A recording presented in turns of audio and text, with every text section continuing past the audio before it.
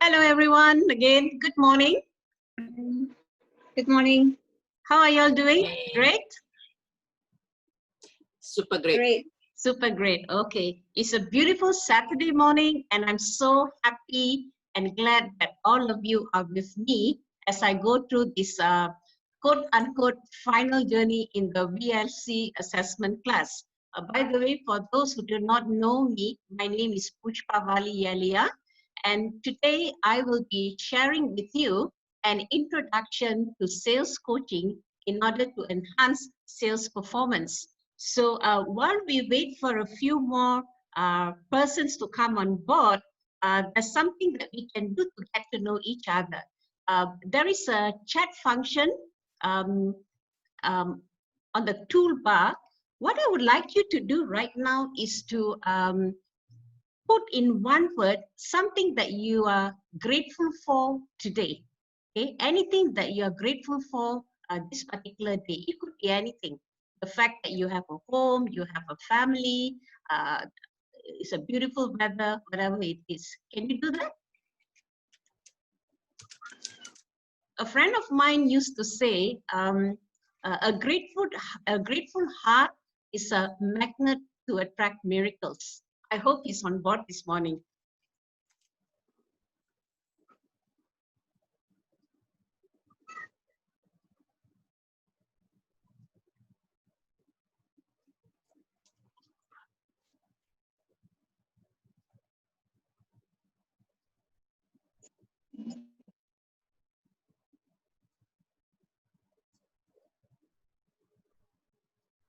Shanti, I can't see the chat box from my screen. Yeah. Oh yeah, it's here. Yeah, it came up already. Okay. Well, some of the answers here says loving family. That's great. Good health, great family, good friends. I'm thankful that I woke up without a bad headache. Yes, Neela, I can understand. Asnavi got up early. Yeah, that's wonderful. Maria says that it's a beautiful day. Guys, yes, that's right. There is always something to be grateful for every day in our lives, right? Okay, that's great. Thank you so much for your participation. And I'll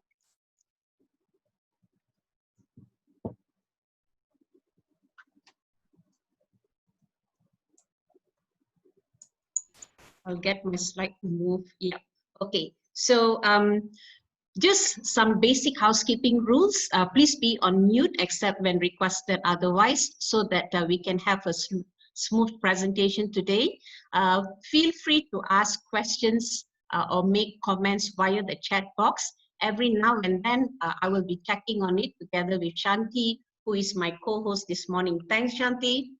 And I also would like to mention that there are certain contents in this particular presentation that is copyrighted from books and organizations, yeah? And I'm quoting them here strictly for educational purposes only, and I acknowledge the work done by the respective authors and organizations, okay? Everyone good to go? Yes. Way to go. Yes. Okay, guys, when I ask a question, feel free to unmute and speak, yeah, no problem. Right, to begin with, I'm gonna read out to you a scenario. What I would like you to do after that is to immediately put in the chat box your first reaction to this particular scenario without thinking, yeah? All right, here it goes. You're in the LRT late one night after work, and you were seated in a coach with a few other people, including a father and his 3-year-old son. Everyone was quiet except for the boy who was running around making so much of noise. All other passengers looked irritated and were staring at the father. The father seems to ignore the noise made by the son and just stared at the floor. Now, what is your immediate response to this situation, being that person who is also seated in the same coach as that family? Can you put it down in the chat, just without thinking? What is your immediate reaction?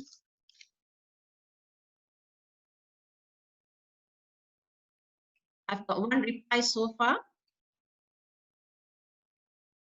Never mind lah. Okay. Ignore. All right. That's why they say trainers are very nice people. Keep quiet. Nope. The father nampak blur je. That's true. I'll try to smile, engage to get the boy's attention and see if he's actually hyperactive or bored. Empathize with the dad. Okay, any other reply? One more note. Something is bugging him. Never know if the kid is with a condition. Excellent, excellent. Guys, thank you so much. You know, it is amazing that I get such positive responses when I'm asking these questions to all of you. In normal situation, the immediate response would be one of anger, annoyance, and frustration. One of annoyance, anger, and frustration.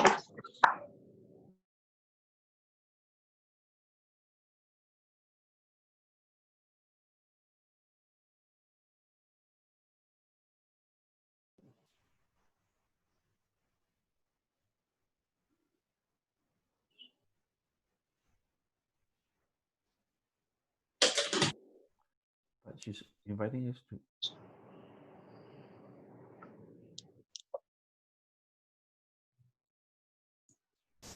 Can you all hear Pushpa?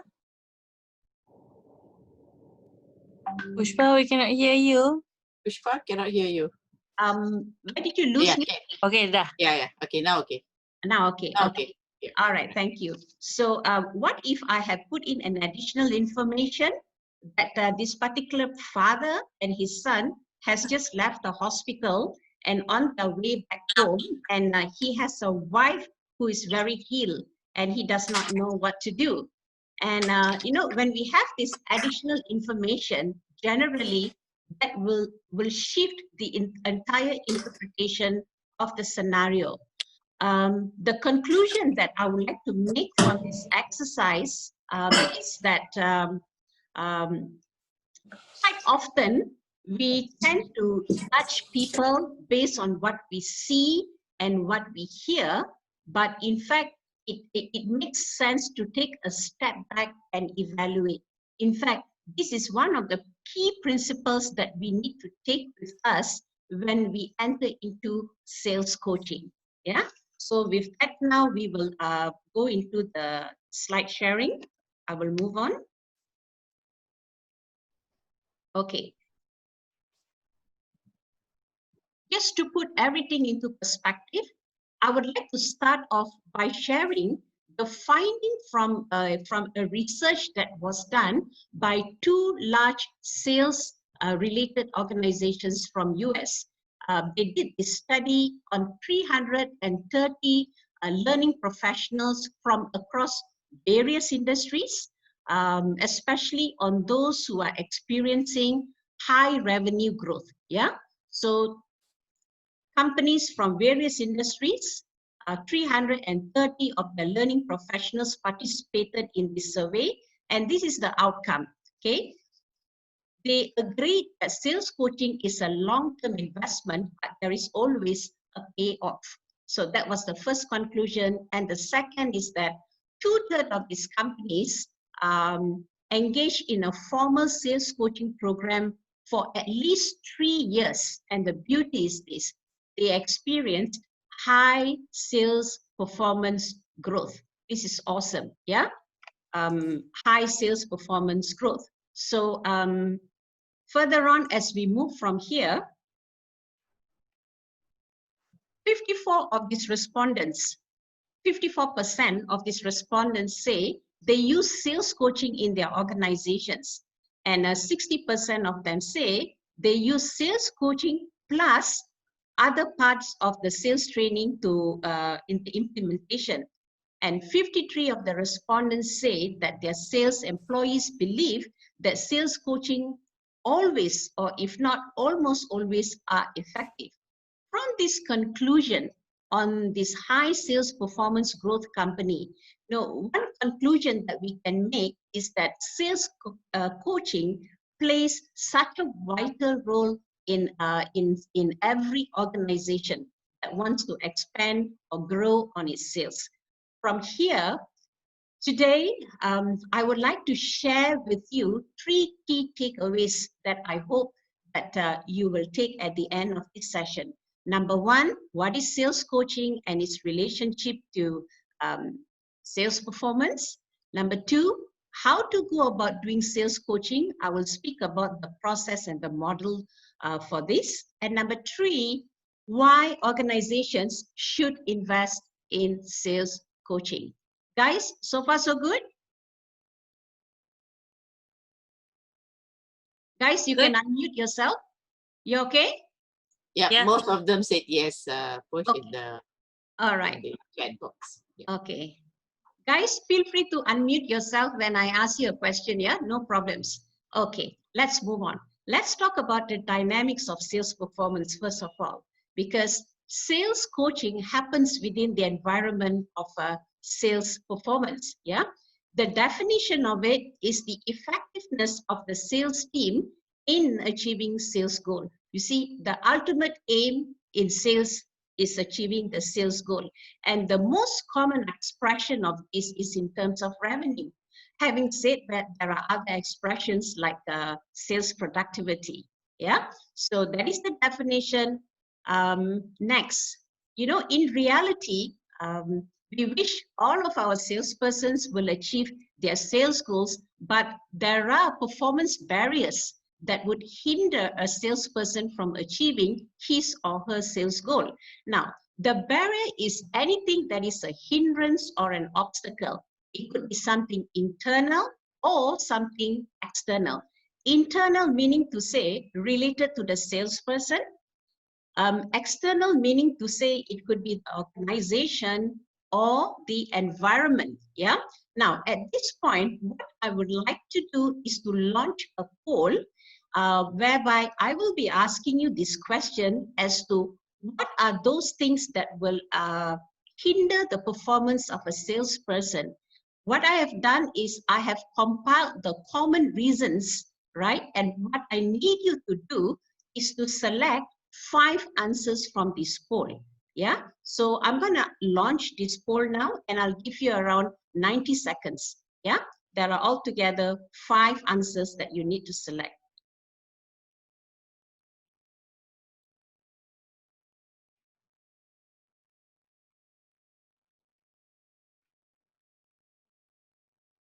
Guys, please go ahead.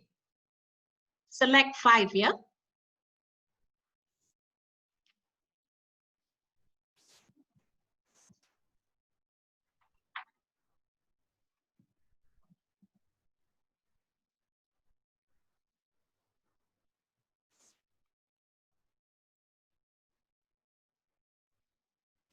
So far, one person has answered. Anyone has problem getting into the poll? coming in already today. All right. Probably they're reading Anyone the need... questions. Okay, wonderful. Anyone needs help, just give a shout, yeah?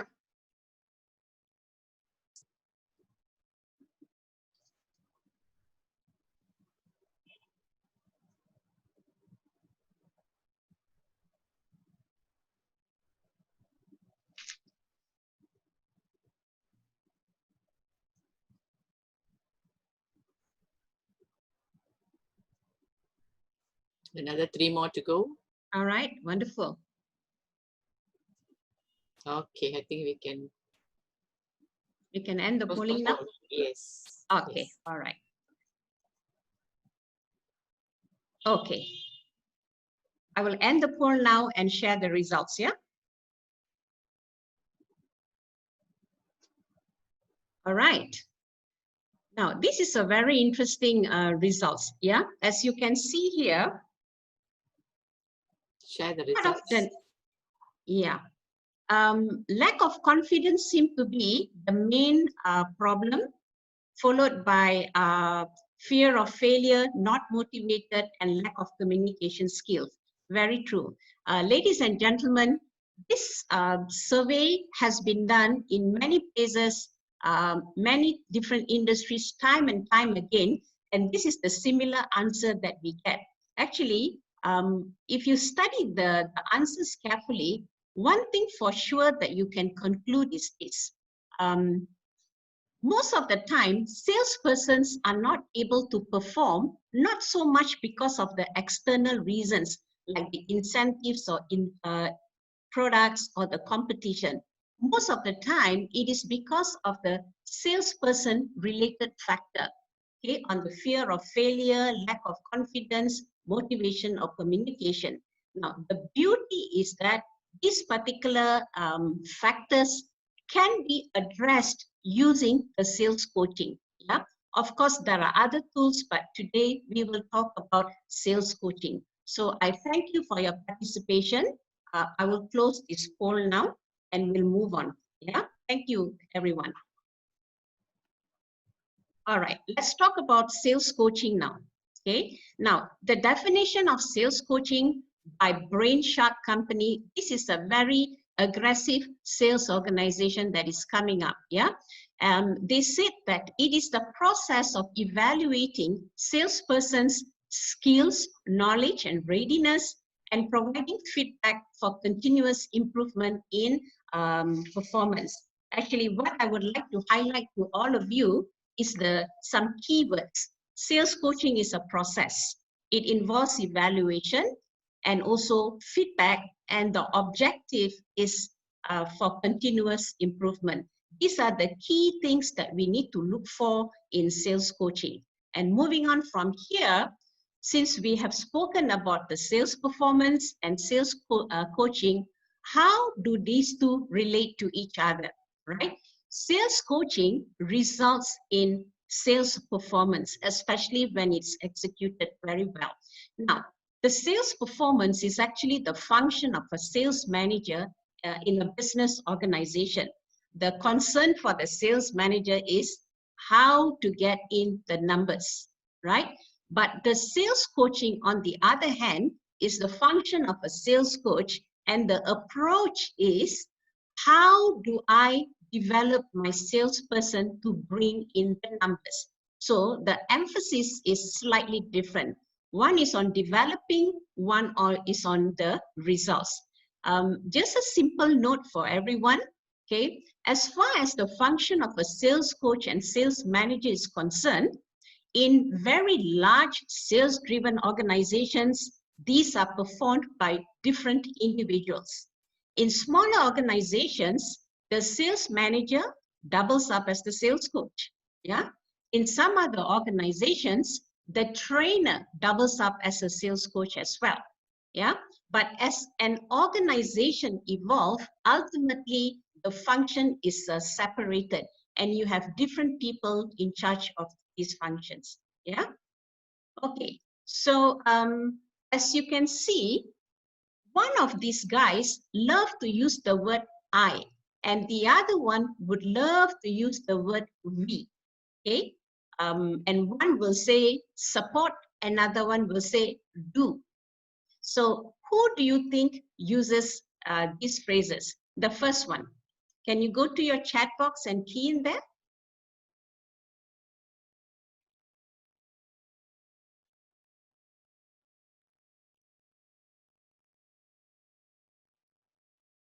Sim says number one is a coach. Neela says the same too. Shanti, yes. Anyone else? Please don't be shy.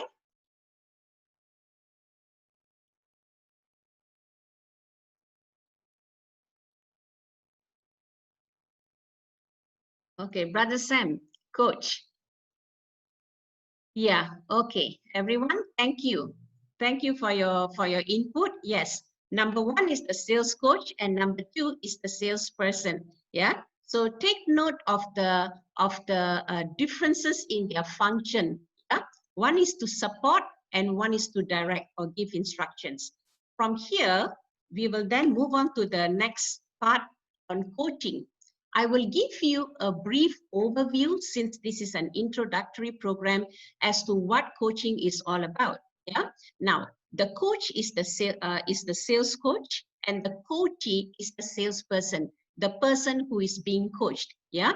One very important point to note is that the sales coach initiates the process, but the person who owns the process is the salesperson.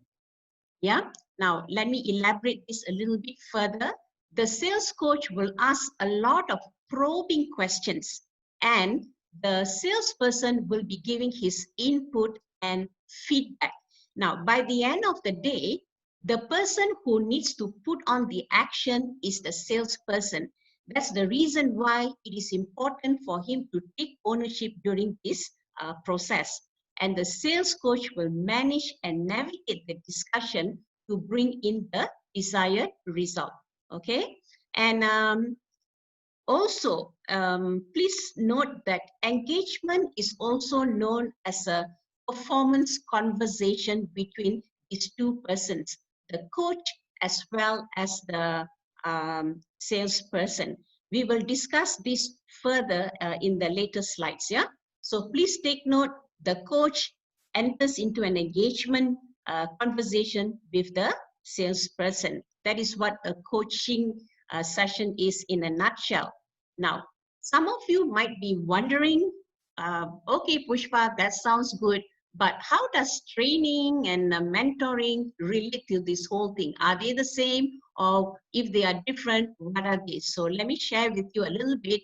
Now, coaching in principle involves a lot of questioning, the who, what, when, where, why, and how. Okay, that is in a nutshell what coaching is. A lot of questions, probing questions. What do you think you can do? Okay, that's one question.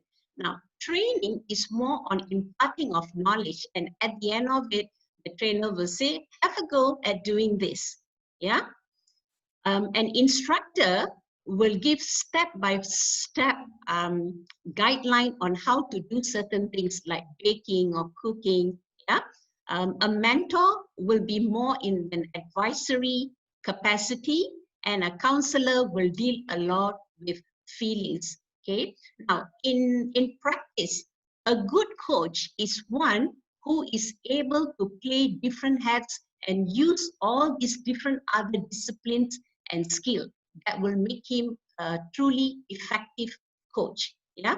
You can't use one in isolation, but you can use everything in order to maximize fully. Yeah. So coaching is very powerful, as we will see in the next slides. Okay. Everyone so good so far? Yep. Hello, guys? Yep. Good, good. Yes, Sam? Yeah. All right. Wonderful. Thank you, guys. Good. Thank you.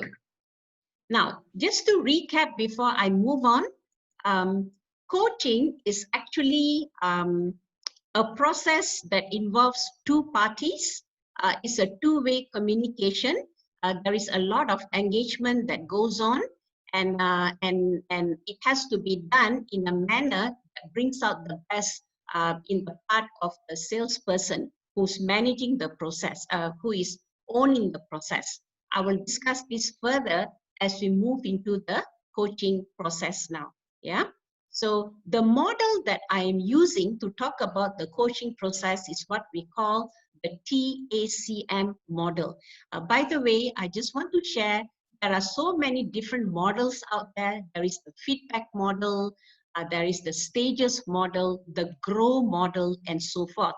But when it comes to sales coaching, this particular process model is quite widely used. So I will give you an introduction to what this is all about. Yeah. So TACM process involves 4 steps. The first T is to track the results. That means we need to look at the past or the current performance of the salesperson before we can coach him. Yeah. So that is the first thing. Secondly, we analyze the numbers. Number 3, we coach. And number 4, we monitor the performance. So the overall process is for what you're seeing here, TACM. Step 3 will be elaborated further in the next section, but I would like to run through the overview for all of you first. Yeah, ladies and gentlemen, a starting point in any sales coaching has got to be with looking at their results, because salespersons are employed to bring in the results for the company. So in every organization, there is a sales dashboard. Normally, this is a sales management system that is built within the company's overall system. And the sales results are all input into this into the sales dashboard based on the transactions that happens at the back end. Normally, the results are in terms of revenue, productivity, or whichever other variables that the company feel is necessary to track. And this can be at national or regional level, sales team level, by product, by channel, and so forth. Now, in the last 15 to 20 years, there is another set of information that, that sales-driven organizations have started tracking. And these are what you call the sales activity, right? Now, in large organizations, the sales activity module is a subsystem in the company's overall sales management module. But in smaller companies, there are standalone systems to monitor the sales activity.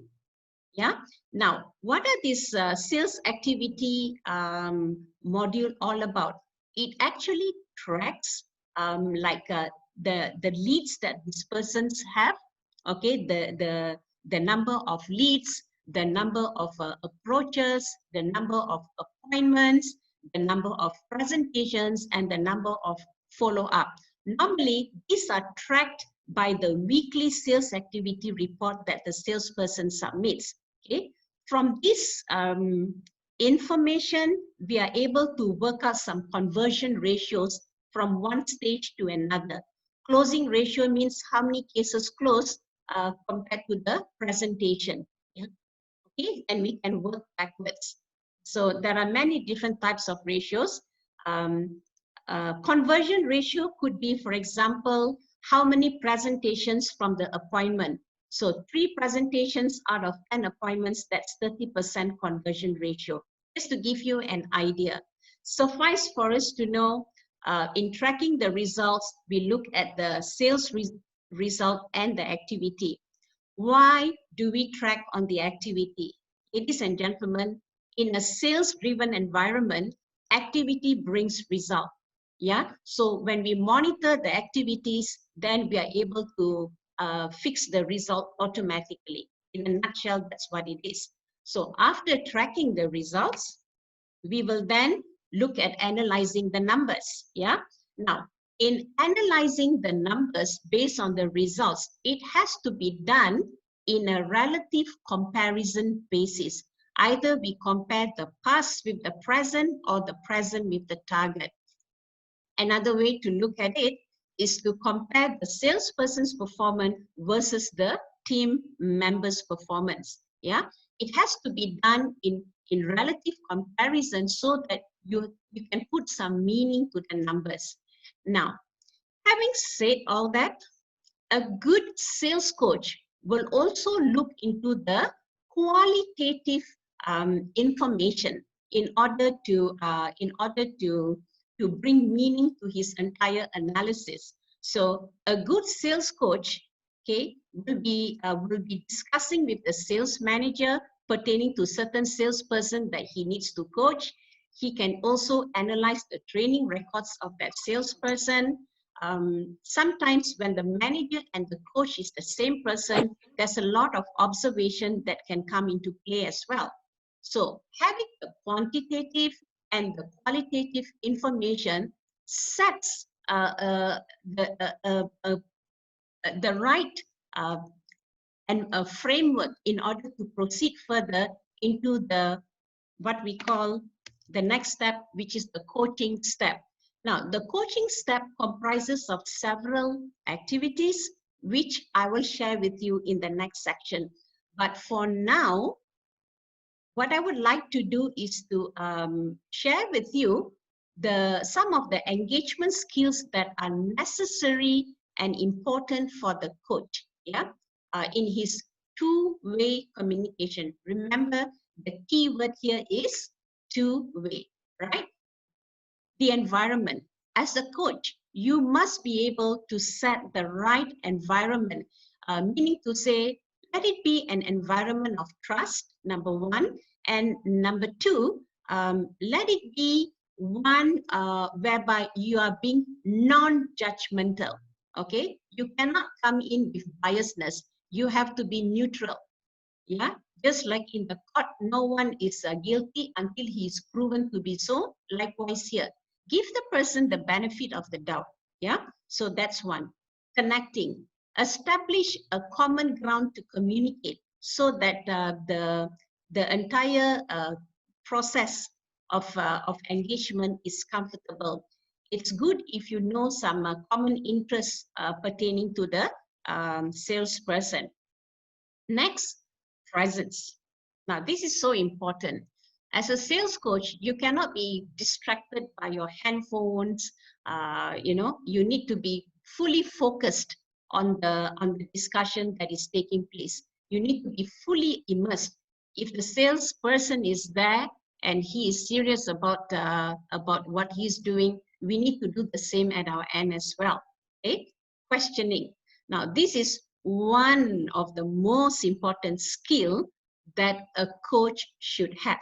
Okay, he should be able to ask the right questions in order to get the right answer.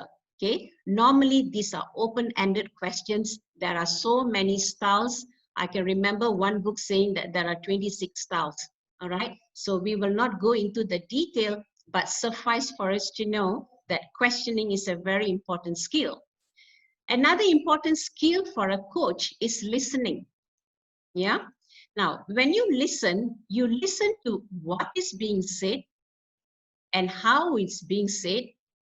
And one more, you need to be also listen to what is not being said, what is not being articulated. So in the process of conversation, you will get a feel of this. Start asking the right questions so that the non-verbal thoughts can be communicated out as well. Okay. Every now and then you need to check. Yeah.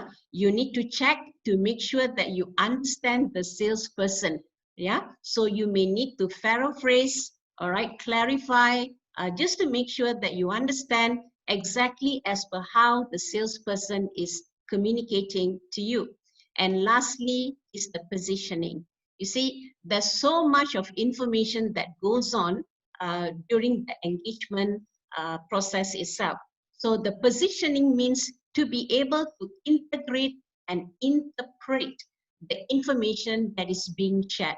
Yeah, so that you can take the salesperson to the next part when you're doing the coaching per se. So these are some of the key engagement skills that a coach should have. Yeah. Now, I'm not going to go into the details in this, but just to highlight something to you, there are many coaching styles, but it all depends on the skill and the willingness of the salesperson. Okay. Based on that, we came up with this matrix. Now, the reason why I show this matrix is a lot of people think sales coaching is to deal with the low performers or the juniors. It is not really true. You can also use coaching as a powerful tool, all right, for the seniors as well as the high performers. Okay. Now, I'll just give you one example. A senior salesperson. He is highly skilled, but his willingness is very low. Maybe because he has come to a point whereby he's just so bored. He's been in the same product division for the past 5 years.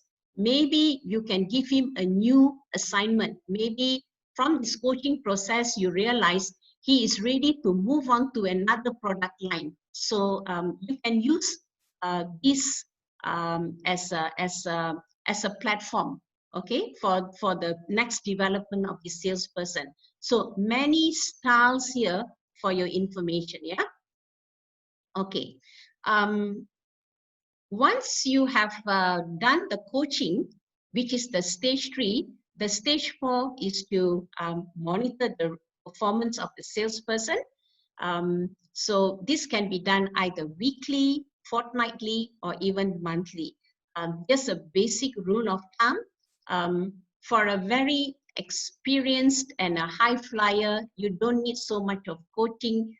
In terms of coaching appointments, once a month will suffice. But someone who needs a lot of help, you can see the person on a weekly or fortnightly basis. Yeah.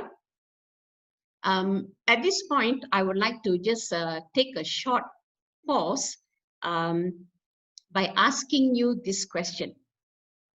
Okay, what are the mistakes that a sales coach should avoid? Just to recap, the coaching process involves 4 different steps. Yeah. So the step 1 is to track on the results. Yeah. Step 2 is to analyze the numbers. Number 3 is the coaching itself, and number 4 is the monitoring of the performance, TACM. So as a coach, what do you think are the mistakes that he or she should avoid? Just to give you a hint, remember I spoke about the engagement. You can get some points there. Will you be able to key in your answer now in your chat? Making assumptions, that's right. Thank you, Sim. Anyone else?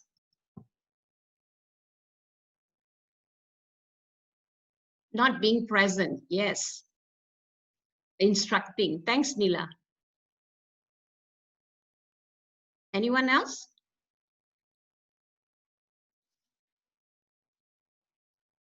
One more person?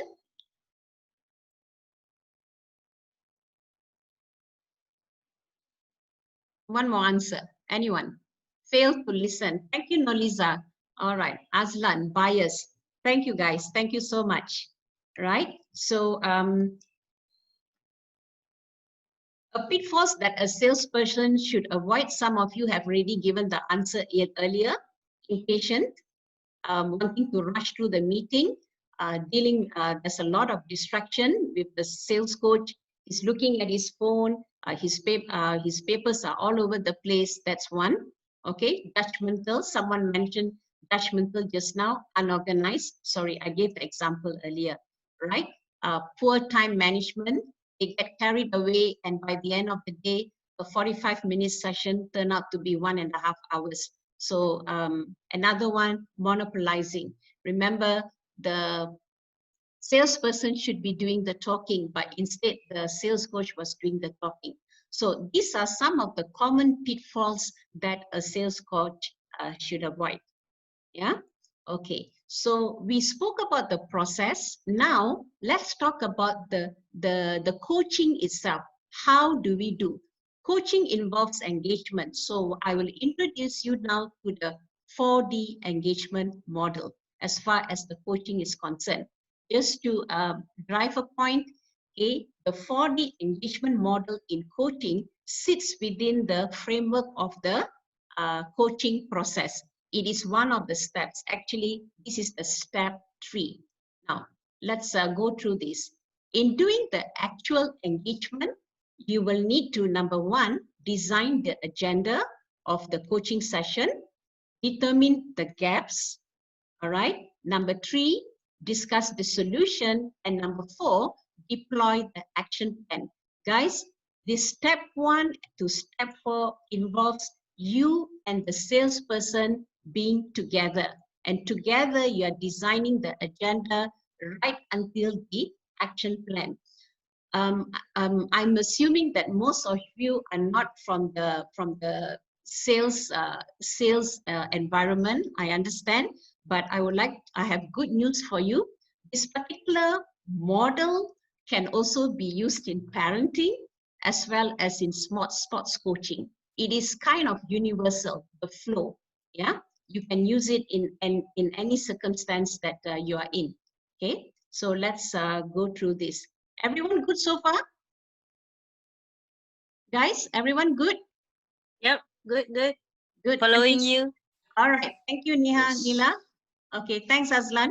Okay, number one, in designing the agenda, okay, I will just say this. I have extracted the main things from this model to give you an overview. Yeah, I will give you a perspective on this so that you're not too bogged down with the details, since this is an introductory webinar. Okay. Now, in designing the agenda, you and the salesperson need to identify what is the performance issue to focus on, and number two, to determine what is the expected outcome from the conversation, all right? And also to agree on the conversation process. Let me give you a simple example. I'm dealing with a salesperson who has got a lot of appointments, but his closing ratio is very poor. His colleagues are having, let's say, 40% closing ratio, but this guy is having, let's say, 25% closing ratio.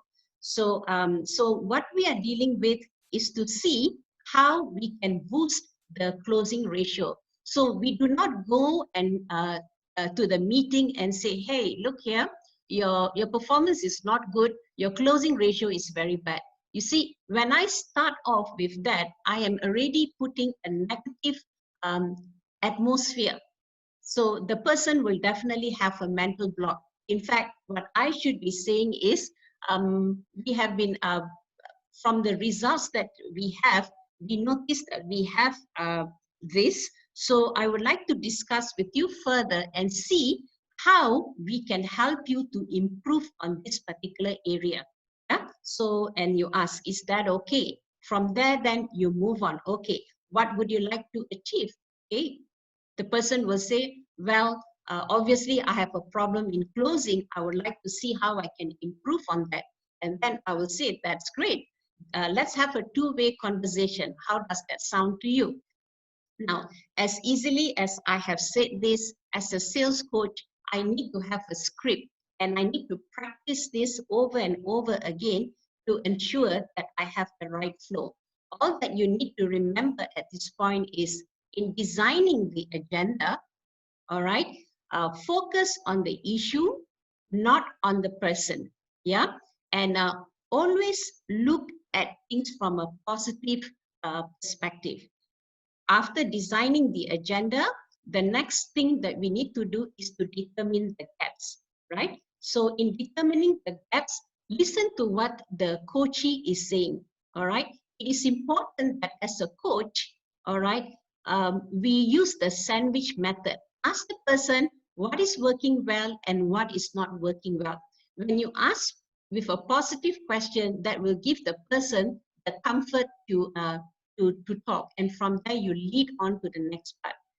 Listening, and you need to ask this question. Now, there's a psychology behind it. Okay, ask the person what would happen. Okay, how will this situation impact you if there is no change to what is happening currently? Here we are talking about projection of what will take place, assuming the intervention is not done. Okay, now remember, you're trying to get the salesperson not to feel bad, but rather to take ownership of his sales role. Yeah, and then you can offer your perspective. This is especially true when you're dealing with a fresh or a junior salesperson who is not too sure what to do. And you can navigate and give some suggestions. But remember, you should not be sounding that you're telling the person, but rather you can say things like, could I share the consequence to consider, assuming we do not address this? Yeah, so we do not make it personal, but you put it in a way that you get the person to think.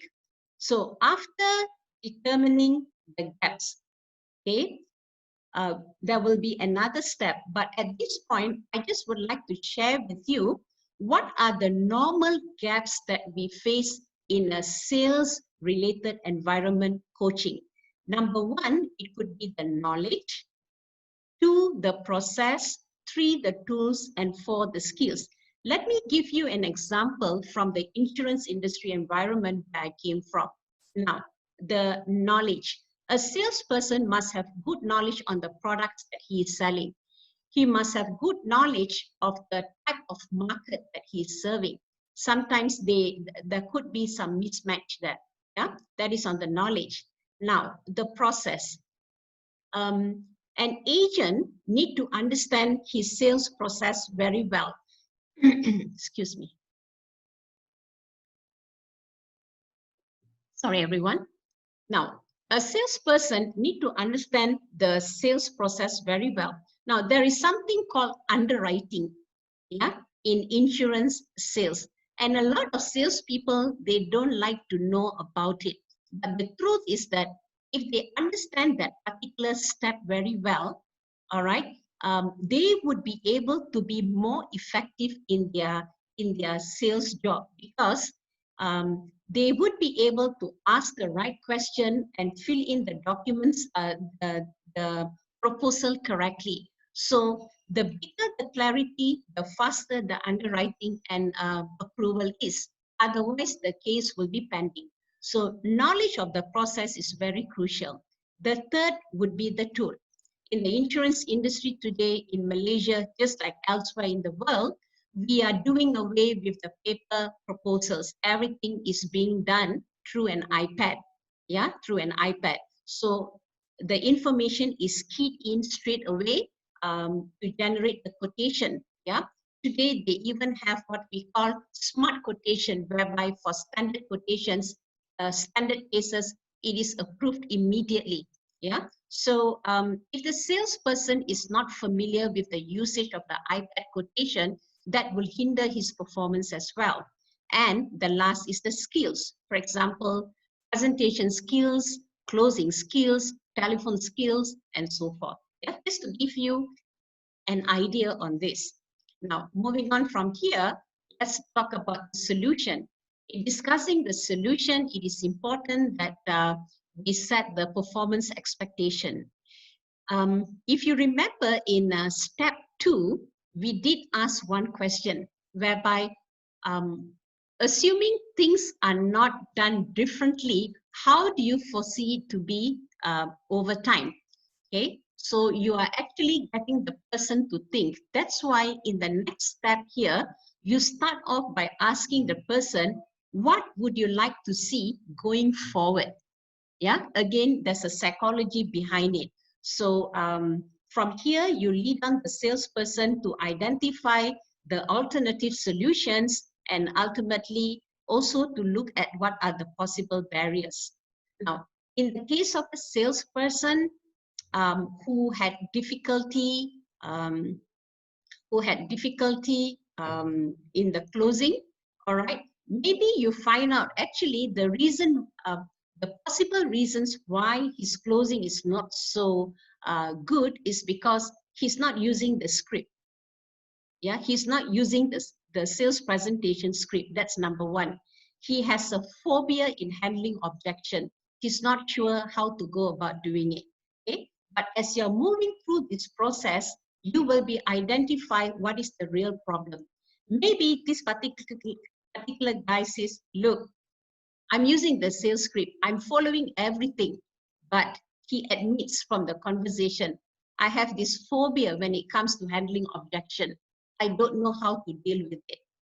Okay, so you know now there are two possible things, but you zero down to handling of objections. Then you talk about exploring the possible barriers.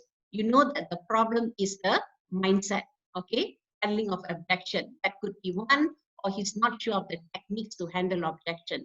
This can be done. So as you move into the action plan, okay, we will also look into how to enlist support, at least to help him execute the plan, and also setting up the milestone for follow-up. So what I wanted to share here is in the case of the person who has difficulty with the closing, maybe both of you agreed, okay, fine, let's see how we can do. I can help you. Role play is one possible solution. And number two, I will assign a buddy to be with you for the next 1 month. Okay, so these are possible solutions. Will that be okay? Right? So with that, then you will plan everything, and you say, okay, can we meet up in 2 weeks' time? Let's see how your role play goes, and then after that, I'll see you 2 weeks after that, when you're out in the field, and we'll revisit the whole thing. Yeah. So, ladies and gentlemen, in a nutshell, this is what the actual engagement model is all about. Yeah. You design the agenda with the salesperson. You discover what are the gaps from the conversation. Then you discuss on possible alternative solutions. And D, you deploy the action plan. Yeah, whatever the action plan is, there has to be a timeline, and also who the person can enlist the help from, whether it's the sales colleague who can be a buddy to him for the next 1 month or play the role play. Okay, maybe he needs to go back to training on certain part on handling objection. So all this needs to be articulated with clear deadlines. Yeah, and also do not forget to agree on when to meet next. Okay, so that was the summary for the engagement model. Any questions so far before I proceed to the last part, everyone? No question? Oh, looks like we are good to go. Yeah. Okay, So far, no question. Huh? Okay, thanks, Shanti. So from here, let's move on to the last part for today. I'm standing between you and brunch, right, guys? Okay. Now, in this last section, I would like to start off by asking you this question. Yeah, we have spoken quite a fair bit about coaching this morning, and I believe that at the back of your mind, you can see what are the values that the coaching can bring to the salesperson, and not only to the salesperson, but also to the company in which the salesperson operates. Now, I would like you guys to key in your chat box, what do you think are some of the benefits of introducing sales coaching? Why, in other words, why sales organizations should invest in sales coaching? I'm asking you for the benefits, maybe for the salesperson or to the company. Can you key in?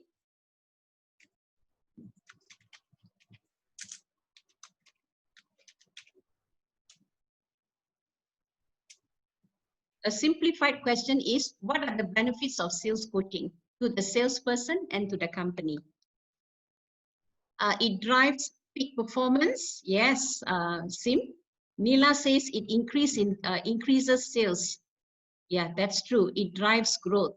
There's more revenue. It brings results. Yes. Increases confidence of the salesperson.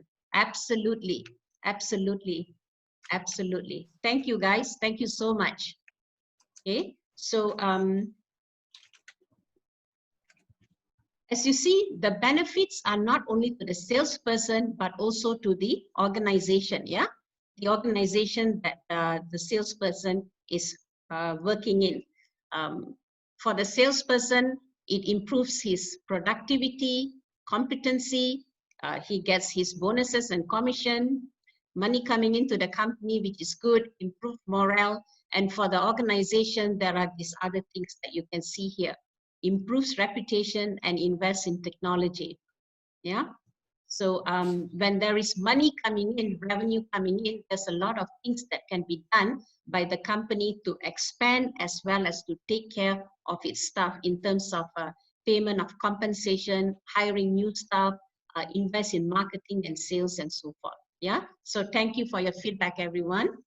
And just before I conclude, I would like to bring you back to the survey that I introduced to you at the beginning.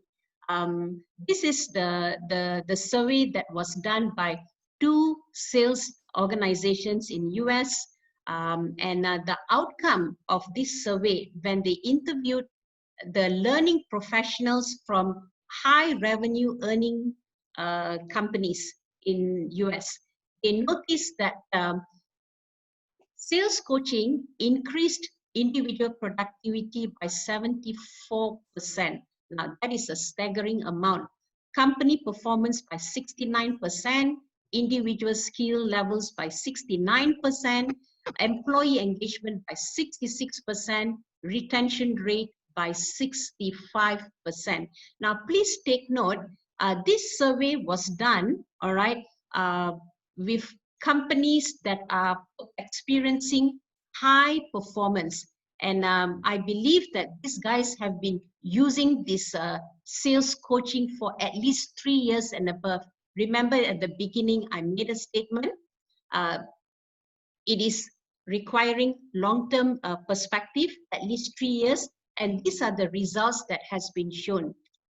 So, ladies and gentlemen, the conclusion that we can make today is that sales coaching is so essential, and it is no longer an option for companies. Yeah, those that want to not wanting incremental growth, but rather a staggering growth, they need to start looking into sales coaching in a more serious manner.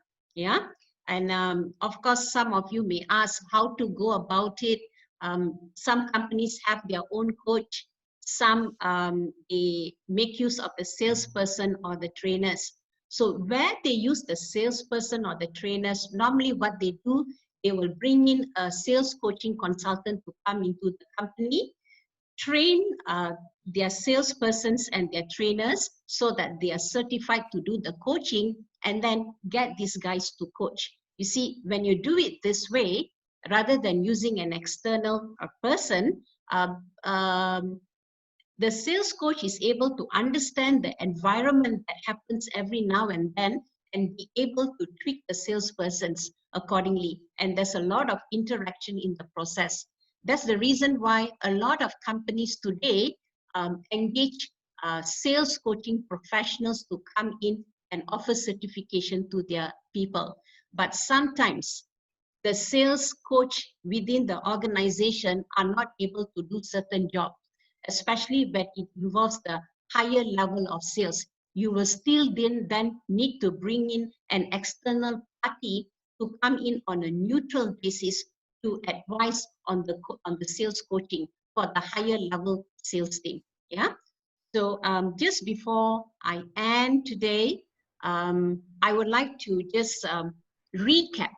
Yeah, recap on what we have spoken about in the last 1 hour. Okay. Number one, what is sales coaching and how does it relate to sales performance? We concluded that sales coaching results in sales performance. One focus on developing, one focus on results. Number two, we spoke about the coaching process, which is a 4-step process, TACM. And the third step is the coaching activity itself. And we have discussed using the 4D engagement model. Okay. Now, sales coaching always brings in 3 different components to the table. Number one is the head. One has to be clear about what is the objective of the sales coaching session. We have to be very logical in what we are planning. And number two is the hard factor. Sales coaching involves human beings, so we need to be careful in managing the emotions. Yeah. And number three is the hand. The hand talks about what needs to be done after the coaching. Always remember that the perspective is to move forward. Okay. We coach based on what is happening currently, looking at the results. If nothing changes, we can predict the trend. But with an intervention, we would be able to break the pattern and set a new perspective in higher growth for the salesperson as well as the company. I have come to the end of my sharing today, and I just would like to thank every one of you for spending your Saturday morning with me. At this point, I'm okay to take any questions from the floor. Feel free to unmute and ask your question. I can take 2 questions. Any question, anyone? Or if you are shy, you can also key in your answer. You can key in your question.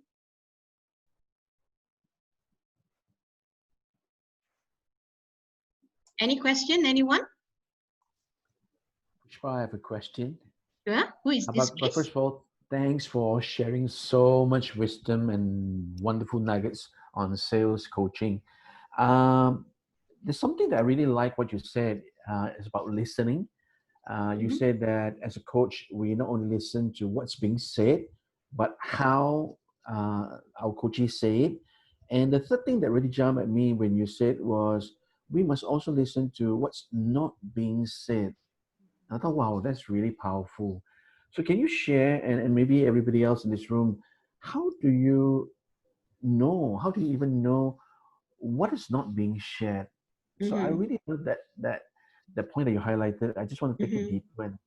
So when I'm listening to someone, how do I know that I'm missing out? How do I know that they're not sharing what they're supposed to share? So yeah, can you enlighten me on that? Sure. Okay. That's Kenny, right?